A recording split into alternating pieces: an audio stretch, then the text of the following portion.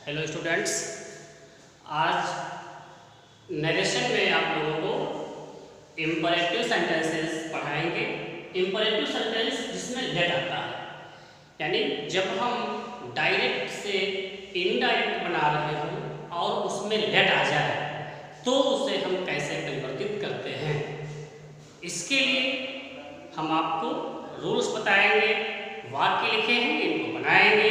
तो आप लोग लगातार इस वीडियो को देखते रहें और समझिए। जैसे इम्परेटिव सेंटेंस में आए लेट को बदलने के नियम। जब लेट से किसी प्रस्ताव का बोध होता है और लेट के आगे अस हो तो रिपोर्टिंग वर्ब को प्रपोज्ड या सजेस्टेड में बदलते हैं और कंजक्शन दैट लगाते हैं। कंजक्शन दैट लगाते हैं और लेट को हटाकर क्रिया शुड का प्रयोग करते हैं। जैसे वाक्य लिखा है। अब लेट वाले वाक्य भी दो प्रकार के होते हैं। एक तो रिपोर्टेड स्पीच में लेट अस होता है। रिपोर्टेड स्पीच की स्टार्टिंग लेट अस से होती है, वो वाक्य होते हैं। दूसरे वो वाक्य होते हैं जिसमें लेट के बाद अस नहीं आता है, अदर सब्जेक्ट होता है, ऑब्जेक्ट होता है। जैसे कि लेट मी हो सकता है, लेट हिम हो सकता है।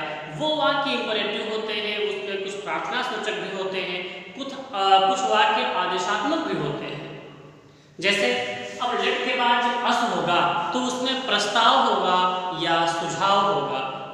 जब आप वाक्य पढ़ेंगे तब मालूम होगा।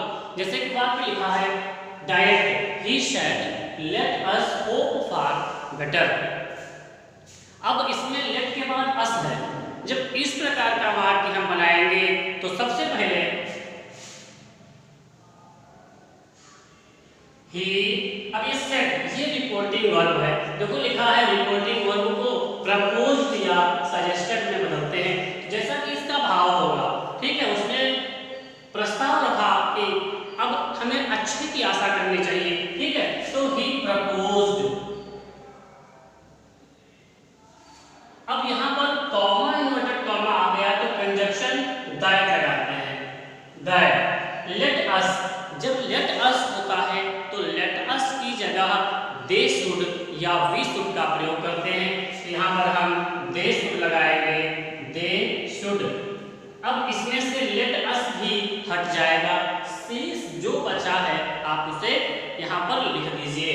तो लेट अस को हटाकर शेष क्या बचा, होप फॉर बेटर। तो आप लिखिए होप फॉर बेटर। यह आपका सेंटेंस कंप्लीट बन गया। यानी सेट को हटाकर प्रपोज्ड या सजेस्टेड लगाते हैं, कॉमा इन्वर्टेड कॉमा की जगह कंजक्शन दैट लगाते हैं, लेट अस की जगह दे शुड या वी शुड का प्रयोग करते हैं। दूसरा वाक्य, यदि लेट वाले वाक्य में प्रार्थना का बोध हो तो क्या करते हैं, ऐसे वाक्यों को इम्परेटिव के नियम के अनुसार वाक्य बदलते हैं। जैसे इम्परेटिव में क्या होता है, सेड शेड टू, यानी कि रिपोर्टिंग वर्ब जो होती है उसकी जगह पर रिक्वेस्टेड का प्रयोग करते हैं अगर प्रार्थना सूचक है। अदरवाइज कुछ भी, जैसा कि वाक्य का भाव होगा। तो ये प्रार्थना सूचक है, इसलिए यहाँ पर सेड की जगह रिक्वेस्टेड लगाएंगे। यानी he said to his officer, उसने अपने ऑफिसर से कहा मुझे घर जाने की अनुमति दे दीजिए, ठीक है। तो अब यहाँ पर ऑफिसर है, जब इसको हम इनडायरेक्ट बनाएंगे तो ही, अब सेड टू की जगह ऑफिसर से वो निवेदन कर रहा है, रिक्वेस्ट कर रहा है, तो he requested his officer, he requested his officer. अब हमने लिखा ना इम्परेटिव के नियम के अनुसार, तो इम्परेटिव में कॉमा इन्वर्टेड कॉमा को हटाकर टू लगाते हैं, टू। अब टू के बाद जो बचा उसे आप जोड़िए, लेट मी। ये मी आपका फर्स्ट पर्सन का प्रोनाउन है और ऑब्जेक्ट है। फर्स्ट पर्सन के प्रोनाउन रिपोर्टिंग वर्ब के सब्जेक्ट के अनुसार चेंज होते हैं। ये ही के अनुसार चेंज होगा तो ही का ऑब्जेक्ट हिम होता है, इसलिए यहाँ पर हिम लिखा जाएगा। तो मी की जगह हमने हिम लिख दिया। हिम के बाद क्या लिखा है, गो, गो लिख दीजिए, फिर होम। ये आपका सेंटेंस बन गया। यानी रिपोर्टिंग वर्ब की जगह रिक्वेस्टेड, क्योंकि हमको वाक्य से मालूम हो गया कि ये प्रार्थना सूचक सेंटेंस है। कॉमा इन्वर्टेड कॉमा की जगह टू, क्योंकि लेट के बाद अस नहीं है, अस होगा तब तो प्रपोज्ड या सजेस्टेड। अब इसके बाद आया कॉमा की जगह टू, लेट हमने यूं ही लिख दिया, फिर मी ऑब्जेक्ट था, फर्स्ट पर्सन का प्रोनाउन था। ऑब्जेक्ट यानी ये फर्स्ट पर्सन के प्रोनाउन रिपोर्टिंग वर्ब के सब्जेक्ट के अनुसार बदलते हैं, तो ये ही का ऑब्जेक्ट हिम होता है, इसलिए यहाँ पर him. To go home, him go home. अब अगला सेंटेंस है, ये सेंटेंस आदेशात्मक वाक्य है, यानी ऑफिसर ने क्लर्क से कहा late no one come late.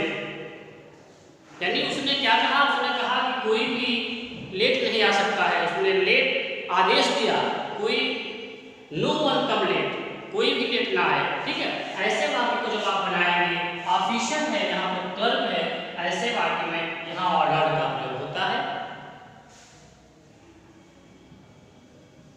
The officer ordered his clerk, comma inverted comma की जगह टू लगाते हैं, इसके बाद लेट नो वन कम लेट। इसको हम दूसरी प्रकार से बना सकते हैं, इसको हम चाहे तो असर्टिव ऐसे देखो अथवा करके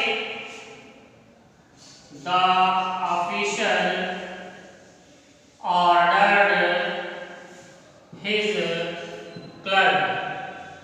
अब यहाँ हम दैट लगा सकते हैं, जब दैट लगाएंगे तो हम सबसे पहले इसे लिखेंगे, जो सब्जेक्ट है वो लिखेंगे दैट नो वन, नो